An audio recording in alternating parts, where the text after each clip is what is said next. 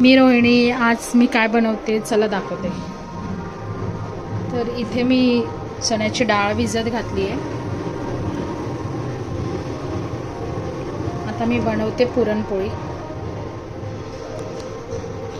तर चला बघूया. तर इथे मी आता डाळीचा कुकर लावून घेते. चण्याची डाळ घेतली आहे धुवून, त्याच्यामध्ये हळद आणि थोडंसं तेल टाकलं आहे. आणि मी आता नेहमीचं वरण बनवते. त्याच्यासाठी तुरीची डाळ आणि टोमॅटो आणि हिंग जिरं टाकलं. आता मी कुकर लावून घेते.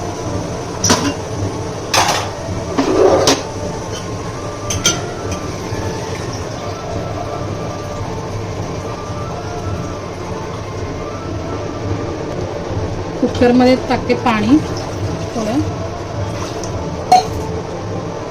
जाळी टाकून मी हे डबे ठेवून देते असे.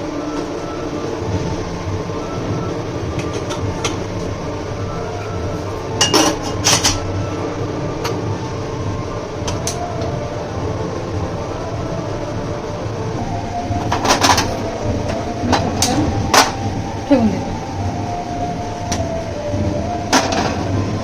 आता ह्याला शिट्टी नाही होणार आहे.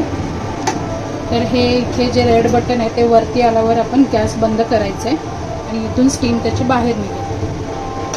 तोपर्यंत आता पीठ मळून घेऊ. आता आपल्या दोन्ही डाळी शिजतात तोपर्यंत मी एका साईडला भात लावून घेते दुसऱ्या कुकरला.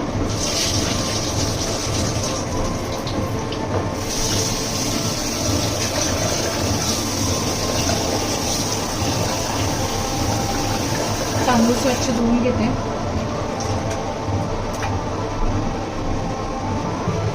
पीठ मळते मी आता. हे घेतलंय मी गव्हाचं पीठ. त्याच्यामध्ये मी मैदा नाही टाकलंय, फक्त गव्हाच्या पिठाच्या पुरणपोळ्या बनवते. त्याच्यामध्ये मी टाकते थोडंसं मीठ आणि मी आता घट्ट मळून घेते.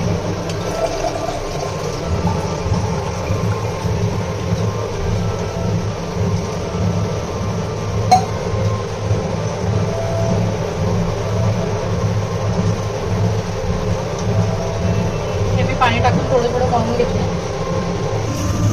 आता हा पिठाचा गोळा मी मळून घेतलाय बघा. कडक असा, जितकं कडक मळता येईल घट्ट तेवढा घट्ट मळून घ्यायचा. आता ह्याला मी पाण्यामध्ये भिजत ठेवते 1 तास.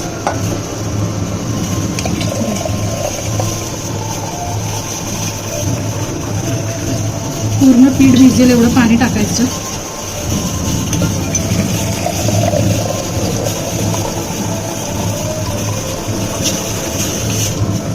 पिठाचा गोळा पूर्ण पाण्यामध्ये बुडलाय.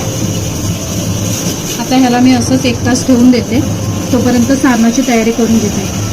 आता कुकर पण आपला झाला आहे बघा. हे बटन वरती आलं तर मी गॅस बंद करते. आता कुकर मी थंड करून घेते आणि मग सारण घेऊया.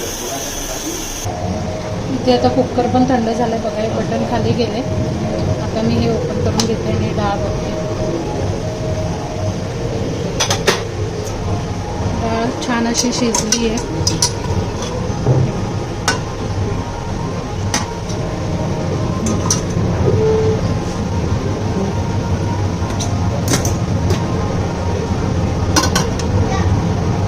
तरी मी डाळ गाळून घेते.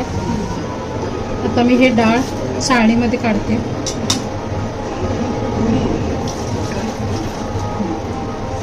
डाळ एकदम मऊ मऊ शिजली आहे.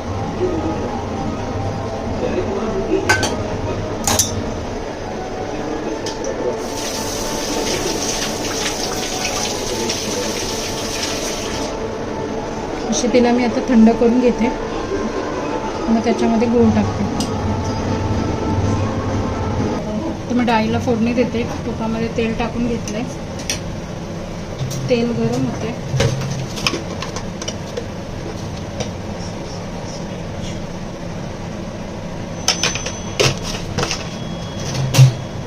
त्याच्यामध्ये टाकते राई. जिरं तर मी डाळ शिजवतानाच टाकलं आहे, त्यामुळे आता मी फक्त राई टाकणार आहे.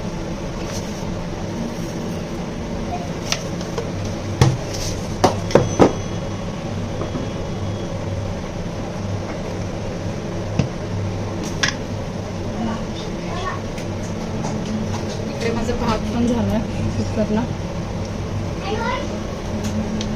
काही तडतडते लसूण.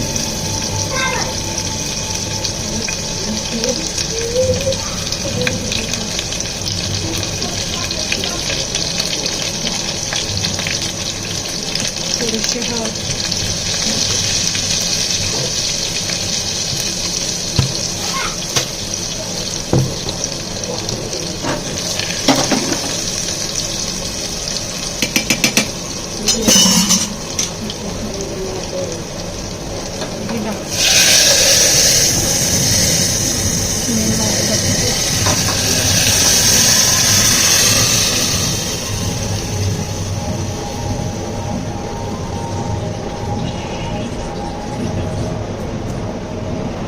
थोडंसं पाणी टाकते.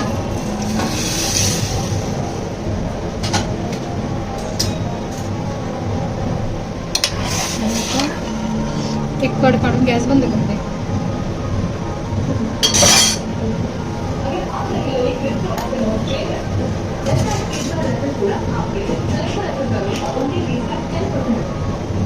डाळीला सुद्धा कड आला. आता गॅस बंद करून ठेवते.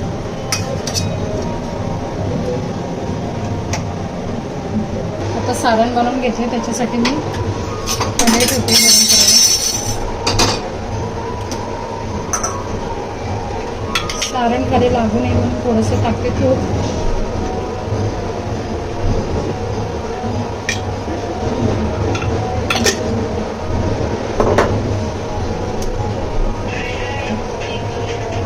आता मी डाळ आणि गूळ असं एकत्रच टाकलं. आता मी ते चांगलं शिजवून घेते.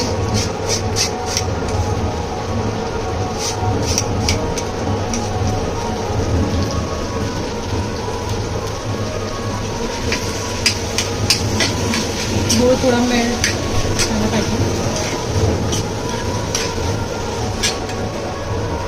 इथे मी वेलची थोडीशी कुटून घेतली आहे. ती टाकते.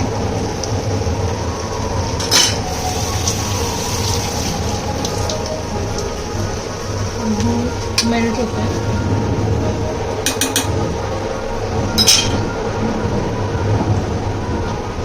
गूळ पूर्ण मेल्ट झाला तोपर्यंत आता आपण पिठातलं पाणी काढून घेऊया. हे बघा. तर हे असं सगळं ड्रेन करून घ्यायचं पीठ.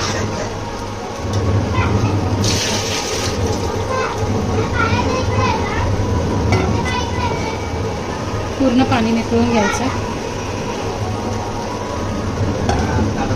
आता मी हे परत मळून घेते. इथे सारण पण शिजतंय. सगळं आटवून घेऊया तोपर्यंत मी हे पीठ मळून घेते. हे आता एकदम पातळ होईल. पहिलं पीठ वगैरे टाकायचं नाही. पीठ छान भिजलंय.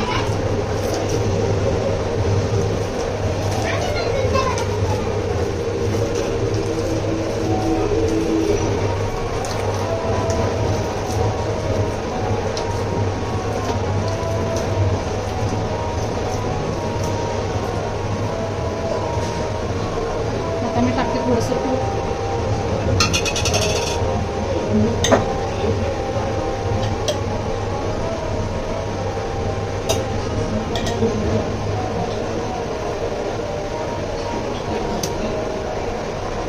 हे छान परत मळून घेते.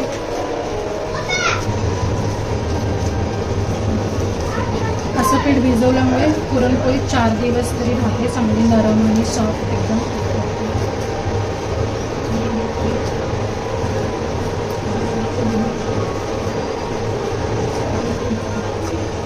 हे असं चांगलं मळून काढायचं पीठ.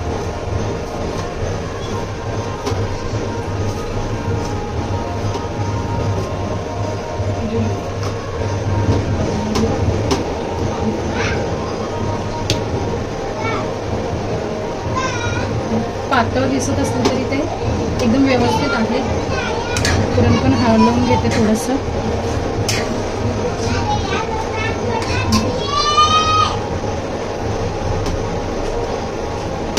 अजून एकदा याला तूप लावून देते मी.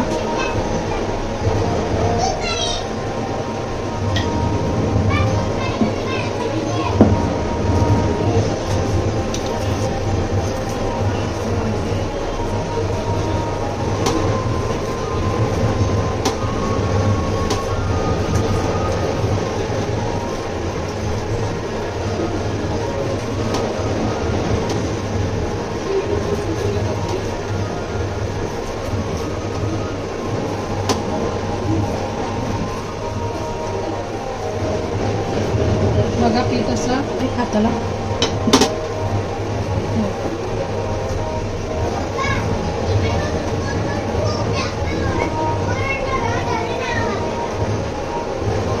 आता मी ह्याला झाकण लावून ठेवून देते पुरण होईपर्यंत.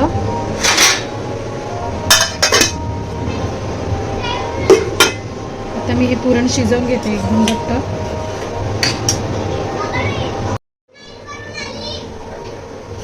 पुरण आता घट्ट झालंय. आता मी याला पुढं अजून हलवून घेते.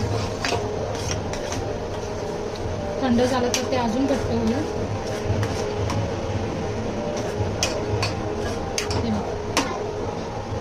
चमचा असा उभा केला की पडला नाही पाहिजे म्हणून अजून थोडंसं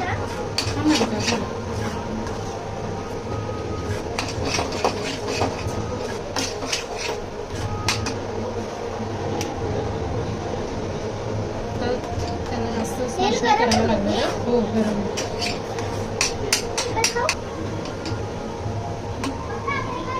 चमचा असा पूर्ण उभा राहायला पाहिजे. आता आपलं हे पुरण झालंय. आता हे थंड करून घेते मी वाटण्यासाठी.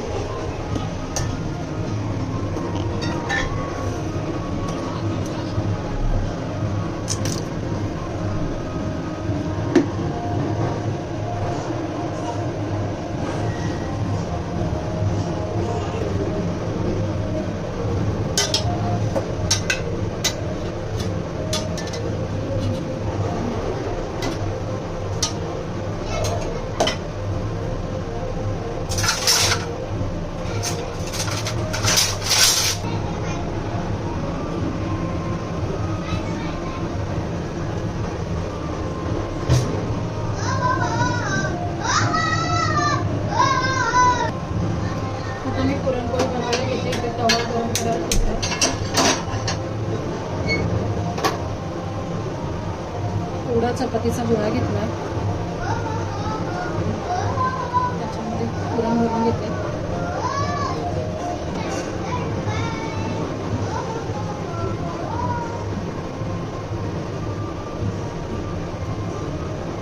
असं प्रेस करून घेते त्याला.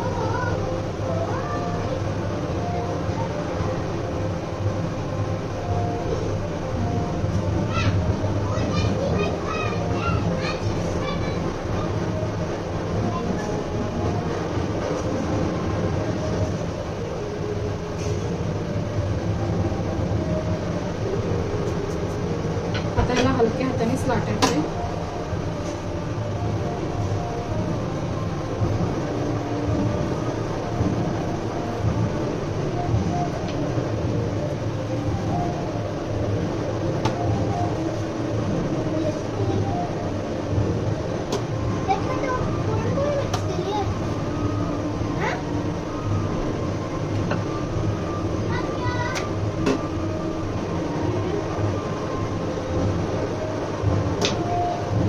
तवा तापतोय.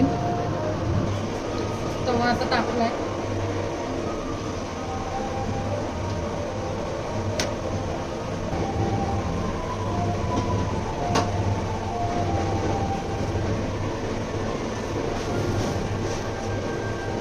हळूच पलटायची तिला.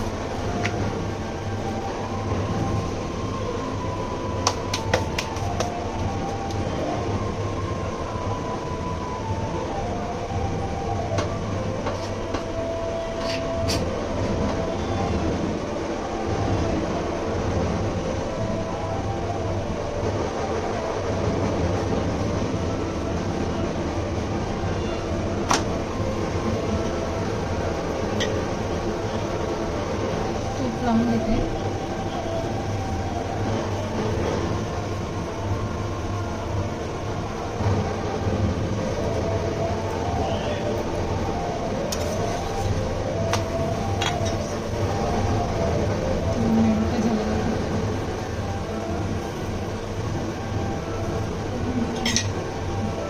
कशी फुगली आहे छान अशी.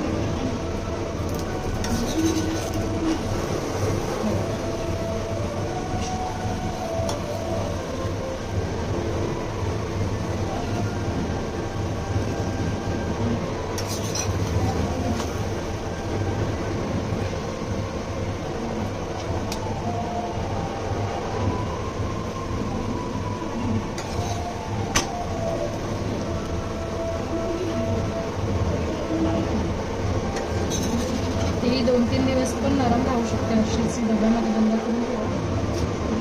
आता मी अशा सगळ्या पुरणपोळ्या करून घेते. तर इथे माझ्या अशा सगळ्या पुरणपोळ्या तयार झाल्यात. तर आजचा व्हिडिओ कसा वाटला, आवडला तर लाईक करा. तोपर्यंत बाय.